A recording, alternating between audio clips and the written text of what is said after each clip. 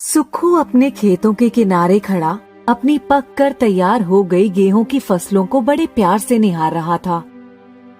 मन ही मन सोच रहा था इस बार फसल बेचकर सारा उधार भी चुका देगा और अपनी पत्नी माधुरी और बेटे शिवा के लिए नए कपड़े भी ले आएगा।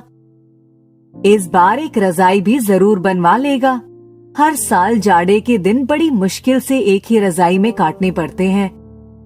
माधुरी कब से कह रही है दूसरी रजाई चाहिए। एक ही रजाई में 3 लोगों का काम नहीं चल पाता है, वह भी मजबूर है। एक छोटी सी जमीन का टुकड़ा है, उसमें बस इतनी ही पैदावार हो पाती है जिससे घर का खर्च भी बड़ी मुश्किल से चल पाता है। अब तो शिवा भी बड़ा हो रहा है, फसल के अच्छे पैसे मिल जाएंगे तो सारे काम हो जाएंगे। शिवा को स्कूल भी भेजना होगा। यही सब सोचते सोचते वह कब घर आ गया उसे पता भी नहीं चला। खाना खाकर माधुरी और शिवा के साथ छत पर चला गया। छत पर एक ही पतले से बिछौने पर तीनों जाकर सो गए। अचानक पानी की बौछार और बिजली की गरज से दोनों की नींद टूटी। सब नीचे भागे। पूरी रात बारिश होती रही। सुक्खू की आंखों से नींद गायब हो चुकी थी। इसी चिंता में बैठा रहा कि इस बेमौसम बरसात से फसल तो बेकार हो जाएगी। किसी तरह सुबह हुई तो भागकर खेत की तरफ गया। पूरी पकी हुई फसल टूटकर जमीन पर गिरी हुई थी। उसका एक ही तो आसरा था, अब क्या करेगा? यही सोचकर दुखी मन से घर वापस आ गया। मुंह ढककर चारपाई पर लेट गया। माधुरी ने खाने के लिए बुलाया तो उससे उठा नहीं गया। चिंता ने शरीर की सारी ताकत निचोड़ डाली थी। माधुरी बार बार बुला रही थी। फिर वह उठा और हाथ मुंह धोकर खाने बैठा, पर उससे एक भी निवाला नहीं खाया गया। माधुरी ने शिवा को खिलाकर खाना ढककर रख दिया। माधुरी अपना काम निपटाकर उसके पास आई और फिर बोली, अब तो बरसात बंद हो गई है, चलो खेत पर चलते हैं। सुक्खू भर्राई आवाज में बोला, क्या करेंगे वहां जाकर? हमसे तो फसल की दुर्दशा देखी नहीं जा रही है। माधुरी ने कहा, फिर भी एक बार चलो तो। सुक्खू मन मारकर उठा। तीनों खेत पर जा रहे थे। उन्होंने देखा कि उनके खेत से कुछ ही दूरी पर एक बूढ़ी औरत कीचड़ में लथपथ अचेत अवस्था में पड़ी है। माधुरी झट से उसके पास गई और उसे उठाने की कोशिश करने लगी, लेकिन अकेली उठा नहीं पा रही थी। तब दोनों ने मिलकर उसे उठाया और खेत पर जाने का विचार छोड़कर उसे घर ले आए। उसे चारपाई पर लिटा दिया और उसके मुंह पर पानी का छींटा मारा। पानी के छींटे पड़ते ही वह थोड़ा कुनमुनाई और आंखें खोल दी। वे उठकर बैठ गई और बोली, पिछली रात से कुछ भी नहीं खाया है। कुछ खाने की खोज में मैं बाहर निकली थी, मुझे पता नहीं चला कि मैं कब गिर पड़ी। माधुरी ने झट से उसके लिए खाना परोसा और उसको खिलाने लगी। बूढ़ी औरत ऐसे खा रही थी जैसे उसे दोबारा कभी खाना नहीं मिलेगा। माधुरी चुपचाप उसको देख रही थी। खा पीकर वह सो गई। दूसरे दिन जब वह सोकर उठी तब वह बोली, अब मैं चलती हूँ। सुक्खू ने बड़े अधिकार पूर्वक कहा, कहीं जाने की जरूरत नहीं है, यहीं पड़ी रहो। हम जो रूखा सूखा खाएंगे वही तुम्हें भी खिला देंगे।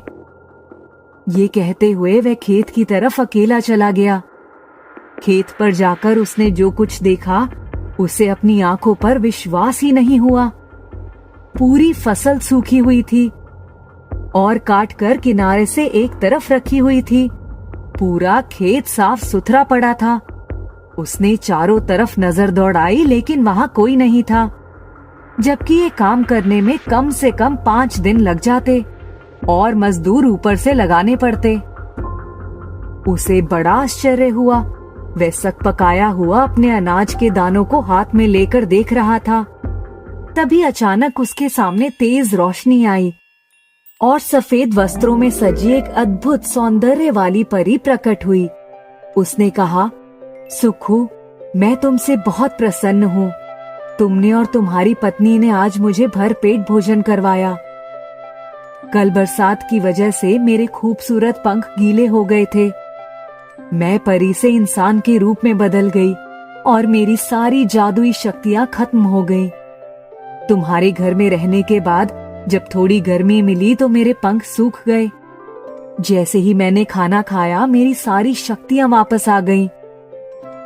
कहो तो सारा अनाज तुम्हारे घर पहुंचा दूं? सुक्खू की समझ में नहीं आ रहा था कि क्या कहे। वह उसके पैरों में झुक गया और बोला, मैं तो सोच रहा था कि मेरी फसल का एक दाना भी मुझे नहीं मिलेगा। आपकी दया से मेरी पूरी फसल सुरक्षित है और मैं क्या कहूँ। परी बोली, चलो ज्यादा मत सोचो, तुम घर पहुंचो, मैं अनाज पहुंचाने में तुम्हारी मदद करूंगी। तुम्हें इस अनाज का 4 गुना दाम मिलेगा। बस एक बात का ध्यान रखना कि इस बारे में किसी से कुछ मत कहना। सुक्खू बार बार पीछे मुड़कर देख रहा था। परी वहीं खड़ी मुस्कुरा रही थी। जब वह घर आया तो बुरी तरह से हाँफ रहा था। लेकिन ये क्या, सारा अनाज उसके घर के सामने पड़ा था। वह घर के अंदर गया तो उसकी पत्नी ने पूछा, अरे वो बूढ़ी अम्मा कहाँ है? सुक्खू ने कहा, मैं तो खेत पर गया था, मुझे क्या पता। माधुरी बोली, वो तो यही कह कर गई है कि जरा तुम्हारे खेत पर जाकर देखूं कि तुम्हारी फसल की क्या दुर्दशा हुई है। मैंने पूछा भी था कि हमारी फसल की दुर्दशा के बारे में तुम्हें कैसे पता चलेगा। तब वह बोली, बेटी, तुम लोगों ने मुझ पर इतना उपकार किया है, मैं इतना भी पता नहीं कर सकती। और वह तुम्हारे पीछे पीछे ही चली गई। सुक्खू ने कहा, माधुरी, हम धन्य हो गए। वह एक परी थी और बूढ़ी औरत के रूप में हमारी सहायता करने आई थी। माधुरी का मुंह खुला का खुला रह गया।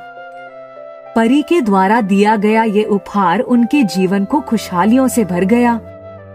जब उसने अपना अनाज बाजार में बेचा तो उसे 4 गुना दाम मिला।